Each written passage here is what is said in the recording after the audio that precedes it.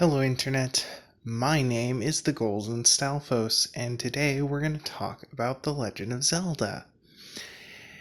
And today, what I wanted to do is to make a definitive list of which games are the best and which games are the worst. Now, broadly speaking, Zelda games can be split into two categories: the top-down 2D games and the 3D games. And, three categories if you include the side view games, but nobody likes to talk about those, so we won't. And then these categories can be further subdivided into the ones that are good and the ones that are absolute dog shit. Not even worth playing. And you'll be surprised which is which. Because, spoiler alert, Nintendo's paid reviews do not dictate which games are good or bad. Shocking. So, let's start off with the 2D games, because it's a much smaller list, right? So in the 2D games, you've got the original, Zelda 2, Link's Awakening, the Link to the Past, you've got the two Oracle games, the Minish Cap, and last but certainly not least, A Link Between Worlds. Some of these games have had remakes, and some of them haven't. Anyone who's holding out for remakes of the Capcom games, good fucking luck with that. I mean, there's just no way that's ever gonna happen.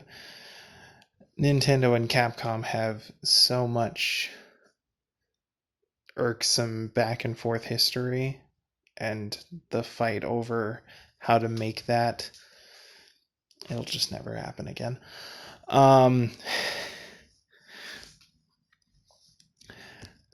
So let's rank these in terms of quality. So number one, absolute best, undisputed champion, Link's Awakening. It's good. It's just good. It's good in every area, and it doesn't have any wasted bullshit. It's just a tight, fun, amazing experience with a pretty surprisingly deep mechanics. In Link's Awakening, you can combine the Rock's Feather and the Pegasus Boots to jump over larger gaps.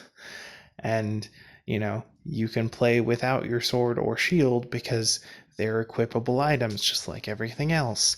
And, seriously, it just gets so advanced considering, it's for a Game Boy.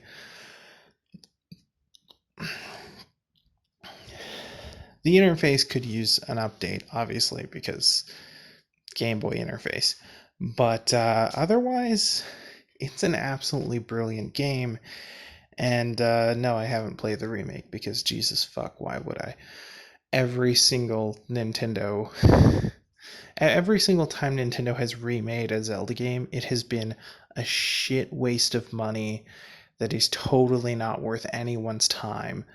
They literally just reskin it and put it out for $40 without changing anything. No new content, no tweaks to the gameplay, no tweaks to the menus. Nothing is improved or changed or bettered in any way. You just, here's boop.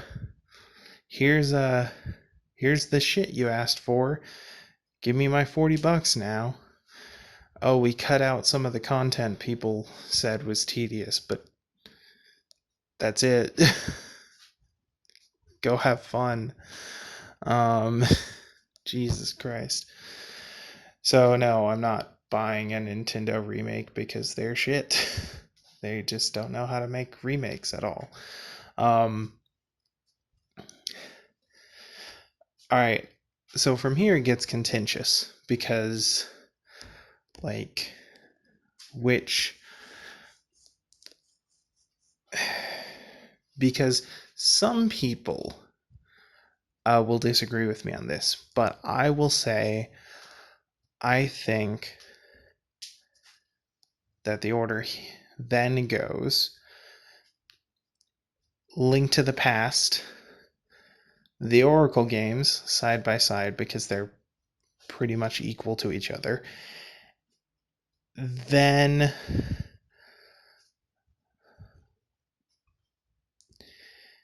A Link Between Worlds, then the Minish Cap, then Zelda 2, then Zelda 1. And I know that last will be confusing and perhaps even unacceptable to some, but Zelda 2 has many fewer flaws due to the hardware limitations because they were much better at programming for the hardware at that point. But and that's really the only tipping point for me. Like they're both equally old, poorly made, like flawed. I mean, they were good for their time, but their time was 30 years ago. Come on. Like, you know, we have to accept that some things don't hold up over time. It's amazing that A Link's Awakening does hold up, considering it's almost as old and was made for a handheld. But, you know, sometimes they strike gold. And the reason I said that order might be contentious is because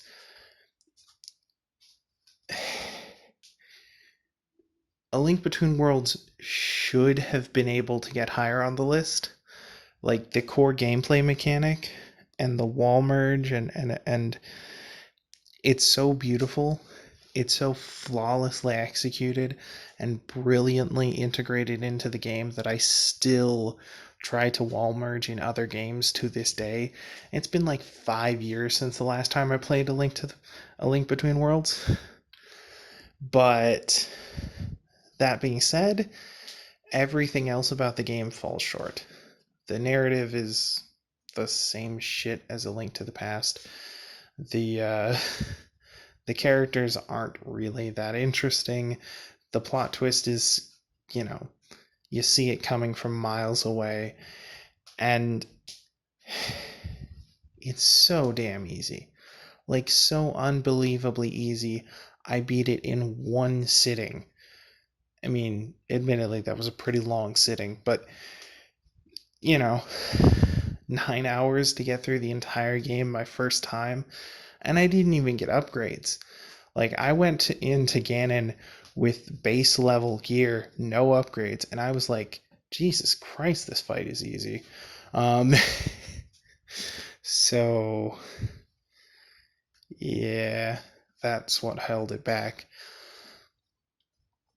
The Oracle games are really great and have a lot of cool innovations. They basically build on the platform that Link's Awakening used, but they each focus hard on a different aspect of Zelda gameplay, and there was supposed to be a third game that focused on a third aspect, but it ended up not being a thing. So each game feels sort of incomplete on its own. And, you know, like in Link's Awakening, you can get a dungeon that properly pushes you to your limits in both combat and puzzle solving and, you know, all of the different things that they have. But in the Oracle games, you know, each game can only push you in either combat or puzzles. and not both. And so it's a less complete experience and thus worse. Even if it is better at the thing it tries to do, it's not better overall, you know? Um, and again, A Link to the Past is a complete experience. It does all the different things together. It doesn't do any of them as well as Link's Awakening does, but it does do all the things well. Um, so yeah, and the Minish Cap is also a more complete experience than either of the Oracle games, but it's also way more forgettable and smaller and just like eh. Like it doesn't excel at anything the way the Oracle games do, so it comes in behind them. I don't think any of that is really that contentious, but it's when we get into the 3D games where the contentiousness happens. Because in the 2D games, the only games that I would really consider bad are the two that came out for the NES, and that's just because they're so outdated. Like all of the others are old, sure, but they kind of hold up. And you could even make a case that Zelda 1 does kind of hold up, except for the parts where the console held it back, Um, but yeah. But when we move into 3D games, oh boy, does it get more contentious. So, first of all, there are probably more shit 3D titles than there are good ones, which is a shame. Wait, before we do that, I forgot a 2D game. Four Swords Adventures. I'm not going to count the original Four Swords because you can't play it without link cables and shit, and that's just not happening. But Four Swords Adventures is a GameCube game that takes the top-down style, and it's pretty good, but not like great. Like you can only have one item in your inventory at a time, and most of the puzzle solving is built around having each of the four links do a specific thing. Like have them all stand in a diamond pattern and step on the platform. Disconnect them all so they can each step on a different button. Like it's very basic. So as far as like where I would put it in the list, it kind of doesn't feel like it belongs with any of the others, but I would say just above Minish Cap. But that might be a personal bias. I mean, the level design is really great, but the fact that it is level based and it's really held back by only having one item at a time is like, I don't know if it can really reach the same heights as some of the other games because of that. But yeah. Anyway, moving on to 3D titles. We've got, in order, Ocarina, Majora, Wind Waker, Twilight Princess, Skyward Sword, the two Wind Waker sequels for DS, which, spoiler alert, both shit. Seriously, trains? Jesus Christ, were you that desperate for a gimmick? No, it's not just trains, it's ghost trains. Oh, yeah, that makes it even more stupid. Jesus. Then you have, well, a bit of a break, really, because after Skyward Sword, the next real 3D title is Botwa, and that's it. I mean, there's technically a Dynasty Warriors game that is Hyrule themed, but like It's not Zelda. It's Dynasty Warriors. It's Dynasty Warriors wearing Zelda's face. It's not Zelda. Um, and it's fine. Like, it's good as far as it goes. If you like Dynasty Warriors and you like Zelda, then check it out. They also have one for Fire Emblem and a whole bunch of other things. Um, yeah, it's whatever. And so to rank these 3D titles, um, oh boy. Okay, so the best, clearly, by a mile, is Twilight Princess. It is undoubtedly just like the peak of everything they were trying to do with The Legend of Zelda. And like it captures the epic sense of adventure, it captures the grand story, the good versus evil, the coming of age, the everything that they were ever trying to do. you know Horseback riding and plunging into the darkness of another world, and like every aspect of the franchise that they had been iterating on to try and find the right way to do it. Twilight Princess is where they finally peaked and did it all as perfectly as they could ever do it. And that's why they stopped doing all of those things immediately after that. Um, I mean, in a lot of ways, Twilight or Skyward Sword is also on the same formula, but you notice it's missing so many of the hallmarks, and so many of them are like bent in a way that just doesn't make any sense. Like, yeah, there's a musical instrument, but uh, not really. Um, yeah, Twilight Princess is clearly the pinnacle. It was clearly like their magnum opus, their triumph. Everything they had ever been trying to do, they did it, and it was great. Um,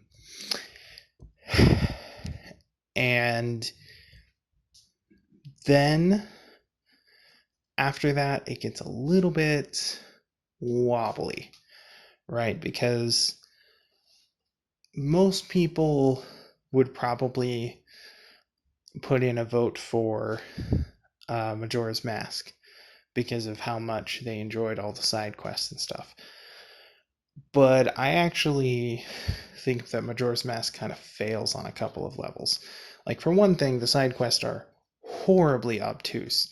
You have absolutely no reason to do any of them, and there's no way that they could reasonably expect you to figure out how to do most of these side quests, because they are just all over the place. um, and there's a lot of them, and I think that they were made so obtuse and so numerous to stretch out the game time. And the time shifting mechanic also does that. Now, Majora's Mask does have some of the best 3D level design in the entire series, but there's only 4 levels, and only 2 of them are the really good stuff. The other 2 are just kind of there. They're okay. They're not terrible, but they're not like pushing boundaries or anything. Um, and then, there's also the fact that, like, narratively, you have no sense of accomplishment, because every time you do accomplish something, you have to rewind time and undo it, and it's just like, that doesn't feel good at all. Um, so for all of those reasons, I don't think that Majora's Mask really does deserve as much praise as it gets. Like, I realize the dark atmosphere and the importance of NPCs makes it a standout for a lot of people who hadn't experienced those things before, but but honestly, it has too many flaws, too many janks. The fact that everything is just like, reused assets is also really weird. Um, so for all of those reasons, I would say that it's really hard to put that in second place. But also, there's not really anything that contends with it. The only other thing that might fit into second place is Ocarina, and Ocarina is just like, eh. How do I explain this? So it's their first foray into 3D, and it perfectly encapsulates um, all of the flaws of moving to 3D. Like, it is a grand epic adventure, and it is like really well done and really well laid out, and the level design and the enemy design and the enemy placement, all fantastic, amazing. The combat is pretty good, a solid foundation for 3D games for years to come, but it's also just like, just a bit jank, and the combat was definitely improved a lot in Majora's Mask. Navi pops up and annoys you all the time, and that's a bad trend to set. um and like the story is pretty grand, but the cutscenes are unskippable and long, and the dialogue boxes are unskippable and long, and everything looks like it's carved out of stone, because it basically is. And honestly, it just like,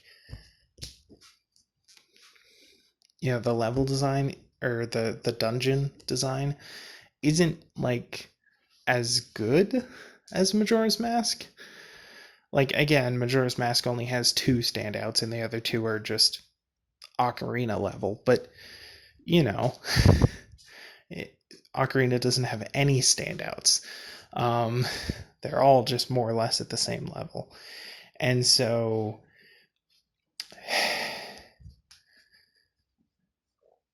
I would say Majora's Mask, then Ocarina. Um, yeah, probably that way. Okay, so then after that comes Skyward Sword. Now, Skyward Sword has a lot of flaws. There's only 3 main areas, and you keep going back to them over and over again. Uh, you do get different dungeons each time you go back to them, but it's not enough. You have to fight the same bosses over and over again. There's this like weird, dumb thing with the harp, and Fi, however the fuck you say her name, is just, oh my god, so annoying. Like, her popping up all the time is annoying enough, but the thing they do where she always says, like, oh, there's a 78% chance, blah blah blah, like, no there fucking isn't, you dumbass bitch. This game isn't randomly generated. There's not a percentage chance. Shut the fuck up, you lying whore. It is a 100% chance, and you need to shut your goddamn mouth about it. And then Skyloft is very, like, empty. I mean, like, the island of Skyloft is fine, but the sky around it is just, like, wasteland. And the mini games are not bad, and the story's not bad. And the motion control gimmick is okay. Like, the main problem is the enemy design, because every enemy is designed to force you to use the motion control gimmick, right? Like, oh, I've got a pattern that indicates you should slash this way, so slash this way. Um, and if they took that out and just had more enemies that were, just regular enemies and you could attack them however you decided was best to attack them, then that would probably work a lot better. I mean, the full, like, one-to-one sword movement thing is not bad. And I don't have a problem with it. It works perfectly fine. But the enemies who are designed around it make it really tedious and boring after a while, because you're never allowed to just attack the way you want to. You have to attack the way they're telegraphing you to, and it just doesn't make a very effective use of the gimmick. Um, you know, and the crafting system is a little underwhelming. Like, not terrible, but it just doesn't do much with it. Uh, like, the stamina thing could be like a little better. Just give you a little bit more wiggle room on it. Basically everything about the game is just like close to good. There's a lot of new ideas that are good, but it's just not quite there yet. and for all of those reasons, it feels like a worse experience, because it's an experience. It's a game where they're trying a bunch of new things, but they didn't work out the kinks in any of those new things, and they still ran short on time for developing new environments to put their dungeons in. And so, yeah. Also, it fucks with the lore a lot. Like, Elden Volcano? What the fuck is that shit? It's been called Death Mountain since game 1. What are you doing? Um, this desert used to be an ocean, and you can time travel back to when it was an ocean. Because that's how anything works. Like, yeah, in the real world, there are places that are now deserts that used to be underwater, but like, it's not like the water magically turns into sand that is the exact same height as the water. That's stupid on so many levels. And it really isn't time travel so much as it is changing the environment. So it's weird. But yeah, for all those reasons, I have mixed feelings about Skyward Sword. Like, the first time I played through the story, it's very compelling, right? It's very well written. All of the characters are, animated and interesting, and they want to take part in events, and you get to respond to things, kind of, sort of.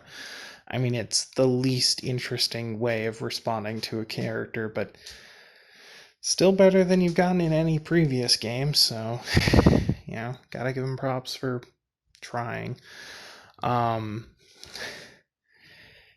like I said, it does introduce a lot of cool new ideas. The sprinting mechanic is cool. The like, the potions are really cool. The upgradable items are really cool. Like, there's a lot of cool ideas here that could have been expanded on. So it's got a lot of merit to it. It's got a lot of good things going for it. And like I said, the side quests are great. The characters are super interesting, and interacting with them is fun. I particularly love the side quest where you get the girl from the item check counter to fall in love with you. Like, come on. That's awesome. That's not a thing you could do in Zelda. Just turn it into a dating sim on the side. That's crazy. Um, So it has enough merit to bring it out of the waste bin as far as I'm concerned, but not enough to make it like truly good. um and so for that reason it is the middle ground title that separates the good from the bad. Now in the pile of bad, our best of the bad is Breath of the Wild, which is just,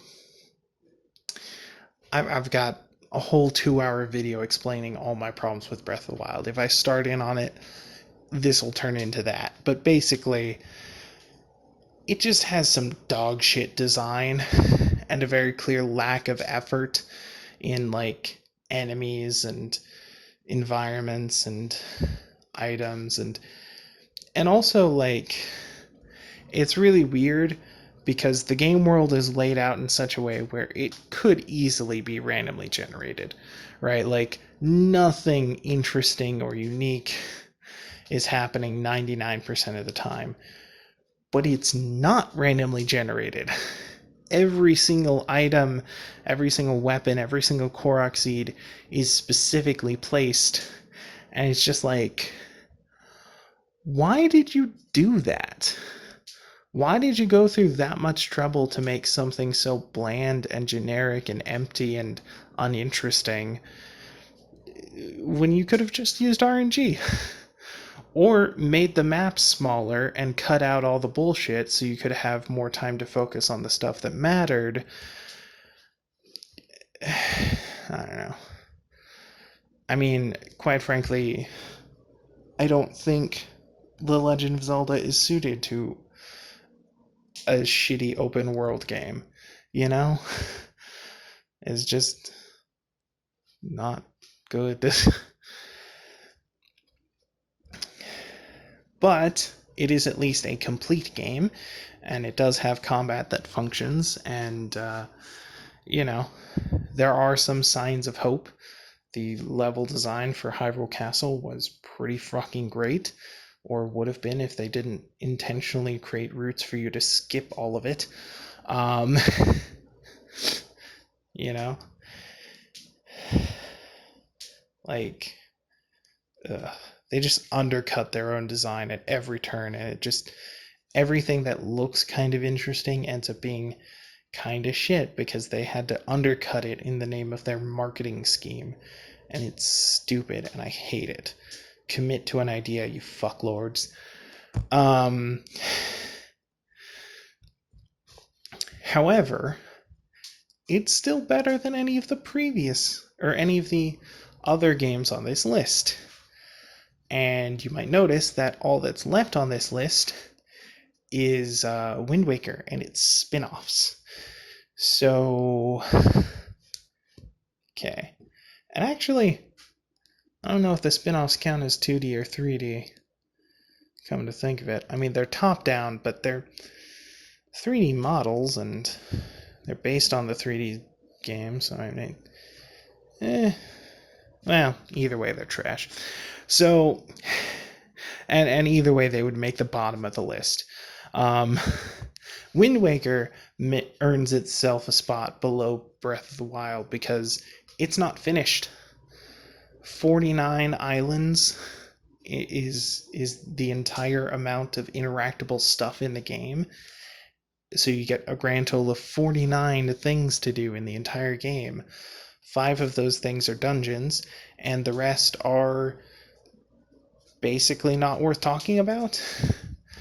Like, there's 12 great fairies where you just open a door, walk in, see a cutscene, leave, and that's it. That's the entire thing you interact with. Whoop-de-frickin-do. Glad I dedicated a whole fucking cube of the map to that.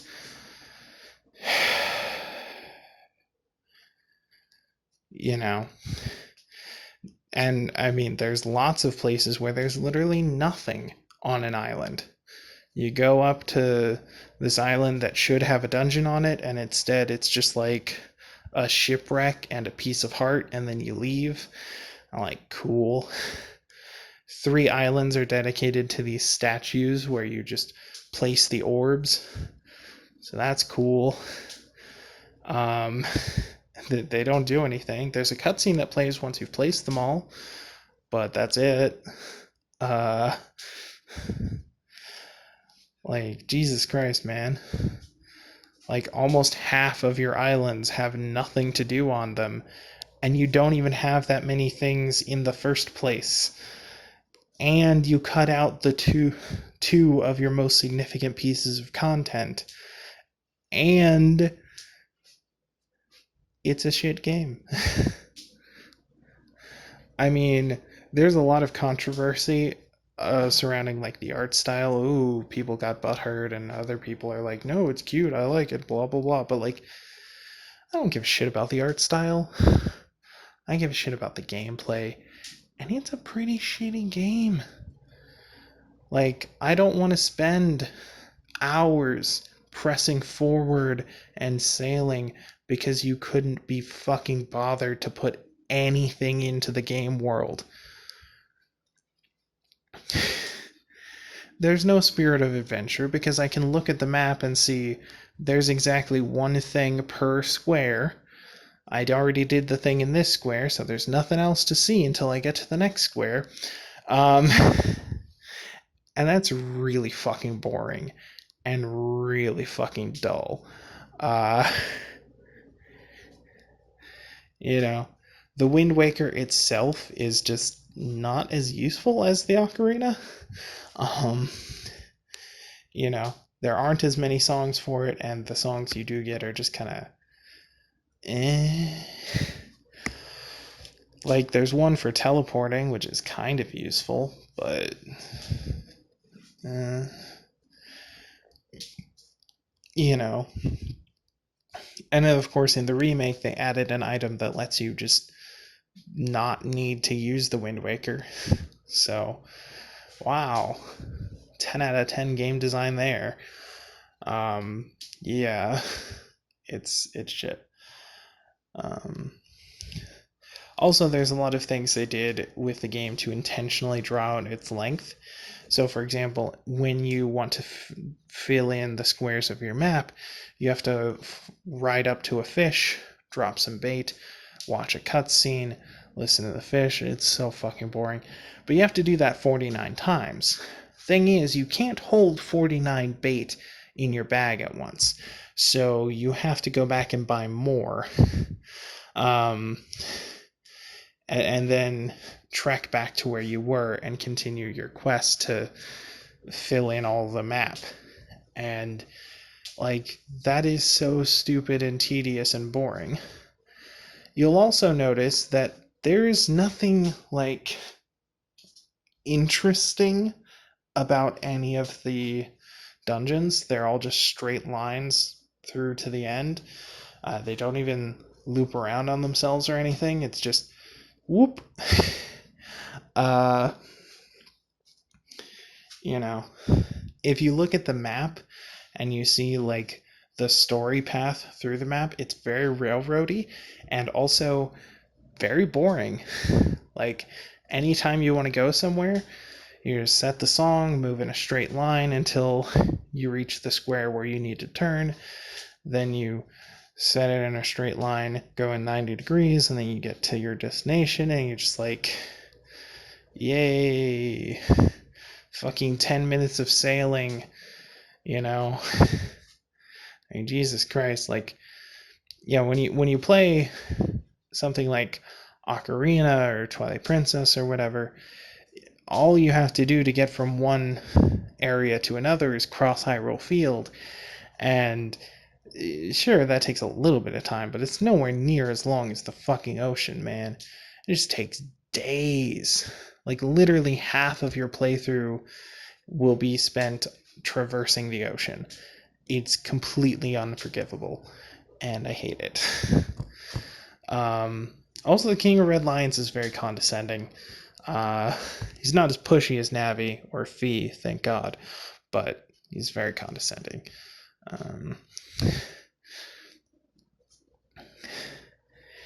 So yeah, that's that. And then of course, the spin offs of this already not very good game are even worse. So they're both DS titles, and they both feature on this really crazy, stupid idea to draw out the length of the game, wherein you you have one central dungeon that you return to and complete one piece at a time.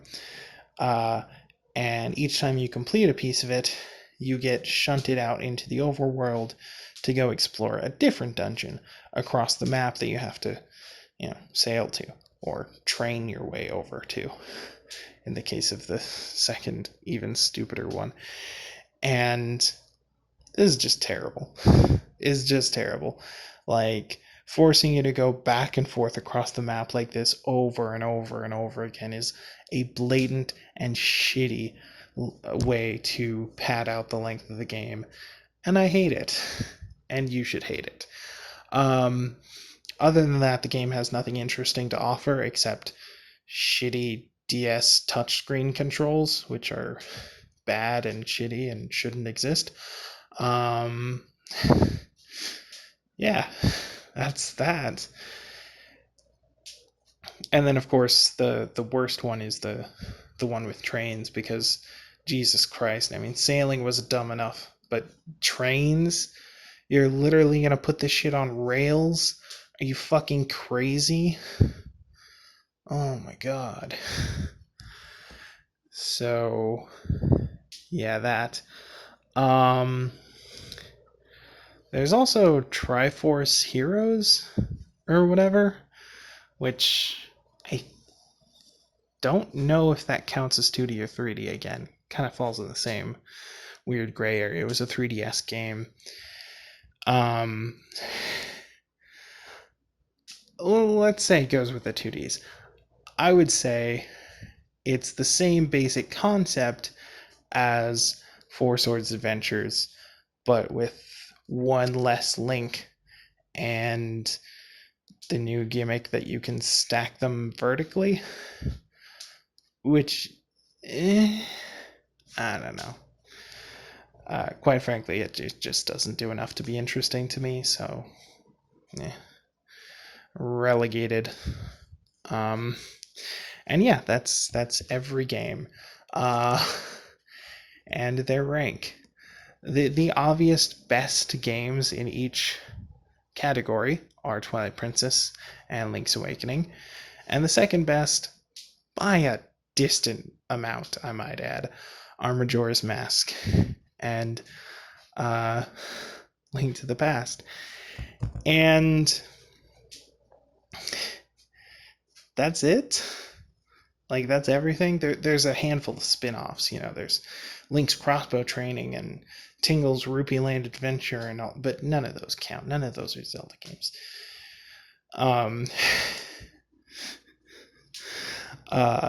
Yeah. So that's my bit. Those are the rankings.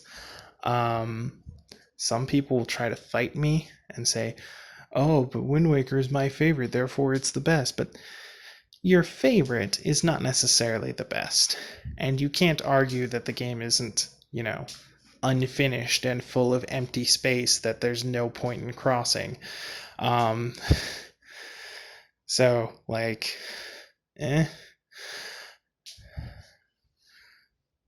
yeah, that's basically what it comes down to. Like, it doesn't matter how much you enjoy something.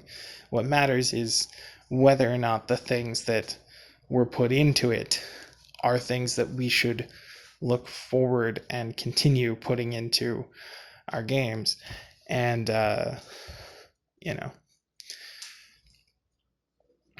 that just isn't the case.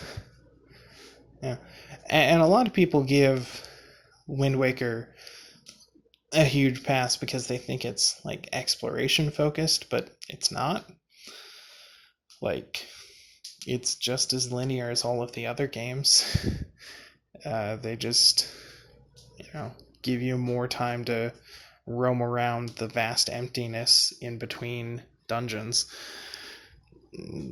But if you're looking for an abundance of side content, Twilight Princess has much more side content than Wind Waker.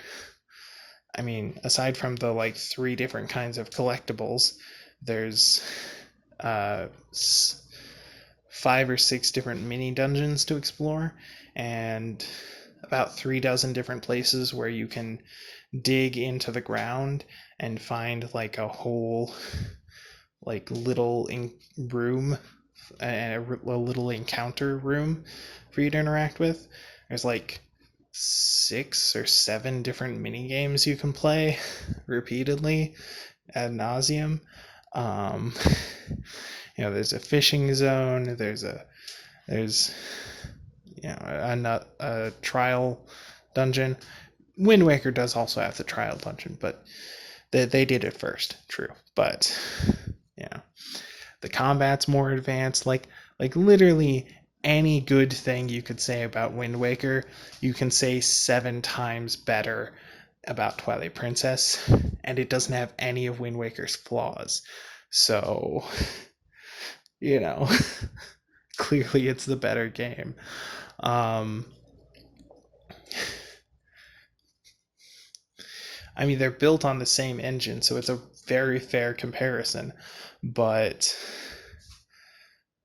like how in Wind Waker you had to wait for a contextual button prompt in order to do a cool move. Well, in Twilight Princess you can just do the move because you want to do it, and that's cool. um, you know, like just everything about it is an improvement. They gave the boomerang more relevance than it has ever had or will ever have, sadly.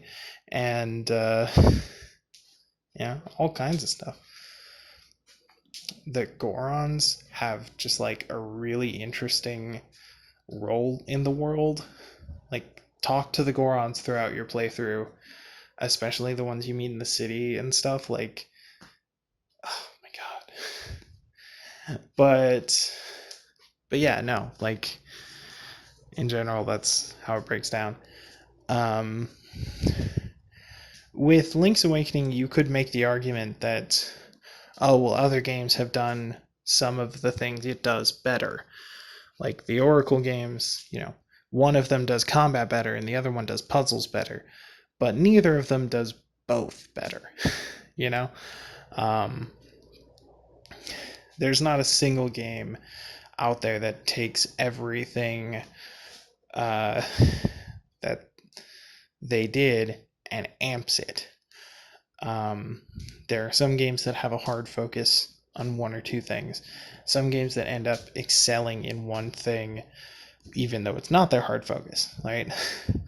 A Link Between Worlds has great puzzles, excellent puzzles, great dungeon design. I mean, nothing compared to Turtle Rock, but some pretty great puzzle design still. And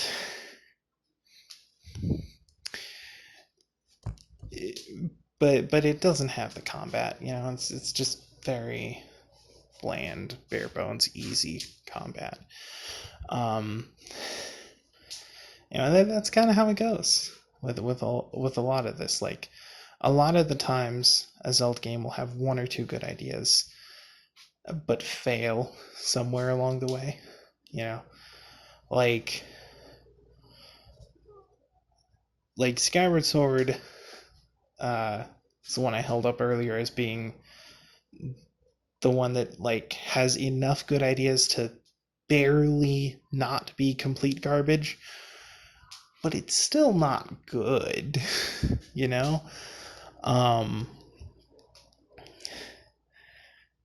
Yeah, but especially when you count in all the handheld and spin-off games, there's just more bad than good in The Legend of Zelda, and it kind of sucks, but so yeah, that's my take. Hot takes. Let me know in the comments how you feel about it, and we'll see you in the next life. Laters. Okay, end card time. I'm supposed to tell you to like, comment, subscribe, all that stupid YouTube shit. There's a bell thingy, whatever. I have all the social media stuff: Facebook, Twitter, Twitch, YouTube. Mostly I use Facebook and Twitter to tell you about my Twitch and YouTube uploads. I've got a Patreon, but Patreon is one of those things where people who can afford to throw away money give money to people who can't. And so if you can't afford to throw away money, then you shouldn't be doing that. And if you can afford to throw away money, consider charities. There's a pandemic, there's global warming, there's millions of people in the world who don't have toilets, which is just awful. So I've linked a few charities in the description down below in case you're interested in that. And if you can't donate money to a charity, consider donating some of your time, because that's also very useful. And yeah, thanks for watching. Bye.